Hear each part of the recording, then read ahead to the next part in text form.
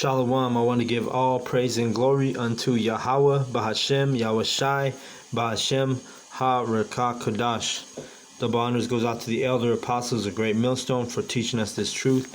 Also want to acknowledge all the Akyam who are pushing this truth with sincerity on the street corners and also on these videos. All right. So this is 1 Kings 11:1. It says, "But King Solomon loved many strange women, together with the daughter of Pharaoh, women of the Moabites, Ammonites, Edomites, Zidonians, and Hittites." All right, so let's go to Deuteronomy. Because King Solomon, Jake loves women, man, all different type of women. And in this case, we're dealing with we're talking about King Solomon. All right, let's go to Deuteronomy 17:17. It says, "Neither shall he multiply wives to himself, that his heart turn not away, neither shall he greatly multiply to himself silver and gold." All right, so the point is you can take on heathen women, but the concern is that when you take on these heathen women, that they're going to turn away your heart, meaning your mind, towards their gods and their customs and traditions. Birds of a feather flock together.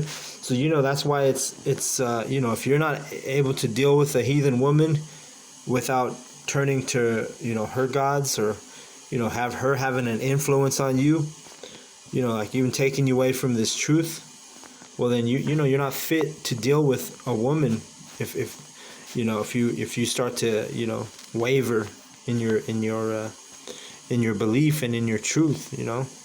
That's the whole concern about taking on heathen women, is you don't want to start taking on their heathen ways. So let's get to let me see.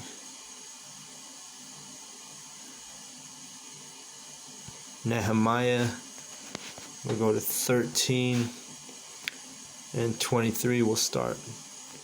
It says, "In those days also I saw Jews that had married wives of Ashdod, of Ammon, and of Moab, and their children spake half in the speech of Ashdod, and could not speak in the Jews' language, but according to the language of each people." See, so even in these days, this was happening during the time of Nehemiah, where Israelite men were taking on heathen women. And then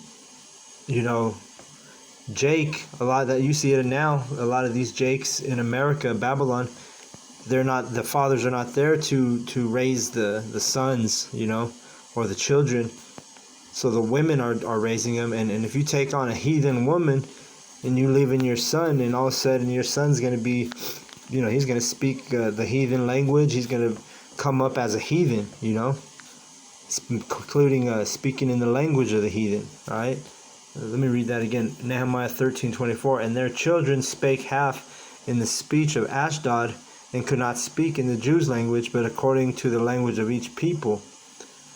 And I contended with them, and cursed them, and smote certain of them, and plucked off their hair, and made them swear by Yahweh, saying, Ye shall not give your daughters unto their sons, nor take their daughters unto your sons for yourselves.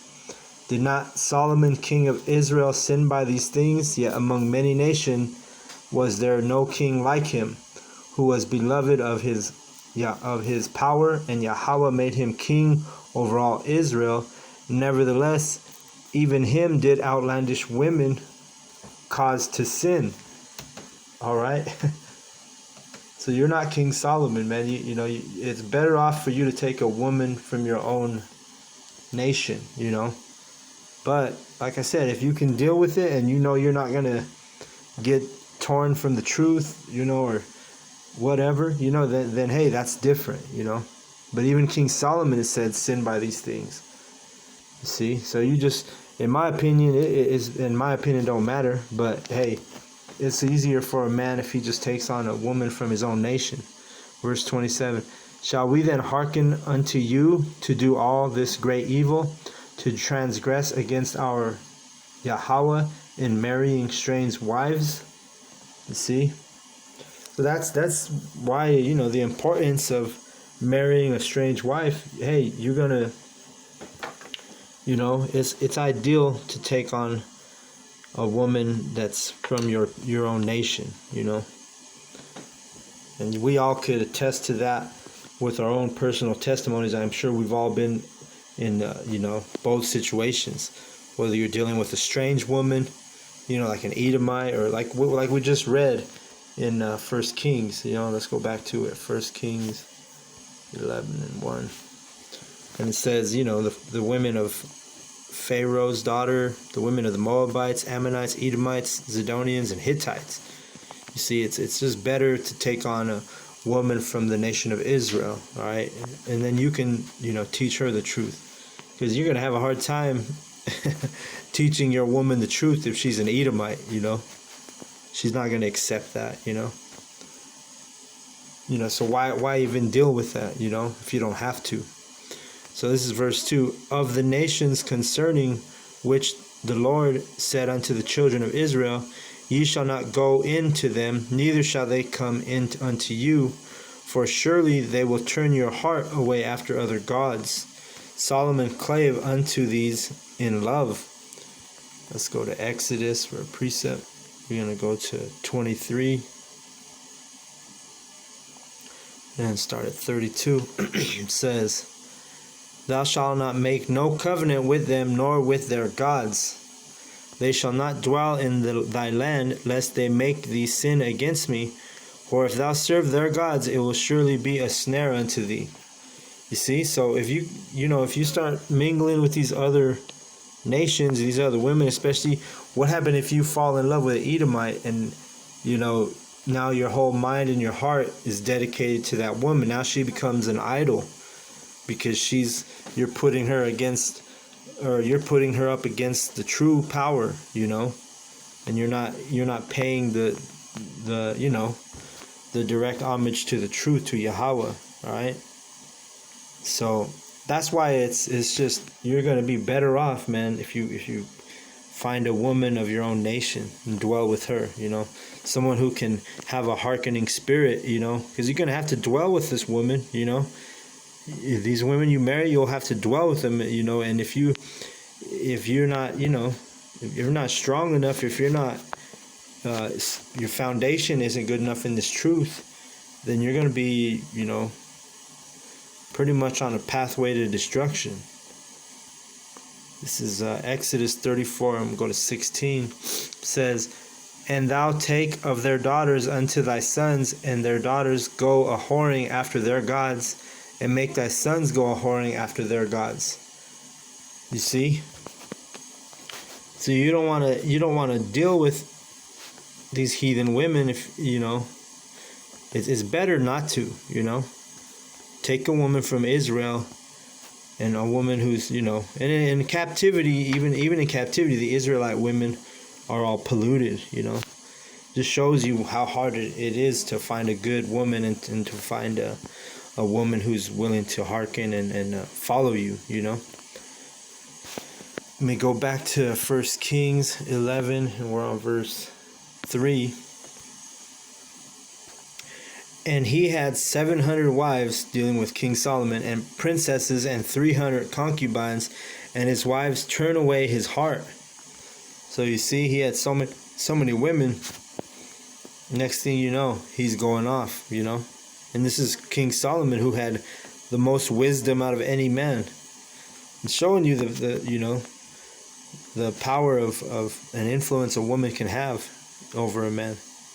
And that's why Yahweh said, hey, they're going to turn away your heart, 2 Samuel 5, and we'll go to 13. And it says, and David took him more concubines and wives out of Jerusalem after he was come from Hebron, and there were yet sons and daughters born to David. Let me see, where am I at? Oh, okay, here we go. And these be the names of those that were born unto him in Jerusalem: Shammua, Shobab, Nathan, and Solomon. Ephar, also Elishua, Nepheg, and Japhia, and Elishama, and Eliada, and Eliphalet. You see? So that's just talking about Solomon's dad, King David, and his concubines and his different sons. All right, let me go back to 1 Kings, and we'll go to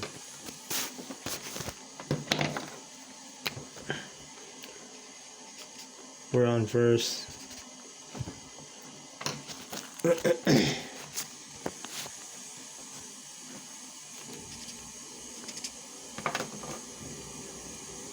4. Salakia. 1 Kings 4.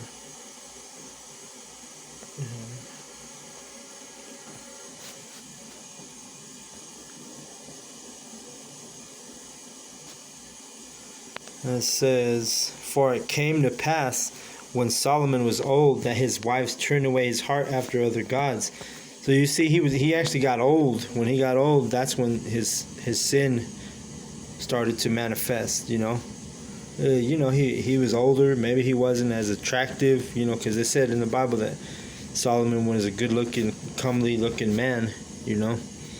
Now he's old. Now he's trying to please these women, and cause his heart to turn away from the true power. It says that his wife turned away his heart after other gods, and his heart was not perfect with the Lord his power, as was the heart of David his father. For Solomon went after Ashtoreth, which is Ishtar, which is basically also Easter, the goddess, fertility goddess, the goddess of the Zidonians, and after Milcom, the abomination of the Ammonites. And Milcom it goes into Molech, the child sacrifice god. Really, that's who the Edomites serve now. That's their god, Molech, which they have child sacrifice. That's why they do abortions, the same thing. It's because that's their deity, one of their deities, wicked deities that they serve. Verse 6. And actually, let me see what I got here. Is 2 Judges. Oh, I'm sorry, not 2 Judges. Judges chapter 2 is what I meant. Then we go to verse 13. And they forsook Yahweh and served Baal and Ashtaroth. You see? So that's what our people are doing right now. They're serving Baal and Ashtaroth. That's why they celebrate Easter. That's why they're not in line with the truth, with the laws, statutes, and commandments of Yahweh, because they're too busy whoring around here in Babylon, America, and taking on all these false gods. When you say "In God We Trust" in America, they're actually talking about Molech, Baal, Ashtaroth. These are the gods that they trust. But you Jakes out there, you don't know the difference because you're not diligent. So therefore you think, oh, okay, in God we trust. You think it's talking about the God of Israel, but that's not who their God is. We'll go back to 1 Kings 11, and we're on verse 6. It says, "And Solomon did evil in the sight of the Lord, and went not fully after the Lord, as did David his father." And why didn't he go fully after the Lord? Because of the women he was dealing with. Then Solomon built an high place for Chemosh, the abomination of Moab, the hill that is before Jerusalem, and for Molech, the abomination of the children of Ammon. You see, so the Japanese and the Chinese, he was dealing with Japanese and Chinese women, and he started, sacrificing unto their gods, and that was the sin, it says, and likewise did he for all this strange wives, for all his strange wives, which burnt incense and sacrificed unto their gods. And the Lord was angry with Solomon, because his heart was turned from the Lord power of Israel, which had appeared to him twice. Let's go to 1 Kings 3, and we'll go to 5. And in Gibeon the Lord appeared to Solomon in a dream by night, and Yahweh asked, ask what I shall give thee. You see, so he was pleased with him. He appeared to him. He gave him all the wisdom. But then King Solomon, in his foolishness, he still went off, Now he's, like I said, burning incense to these gods that were gods of the women he was dealing with. See? This is verse 9. Oh, I'm not sorry, verse 10.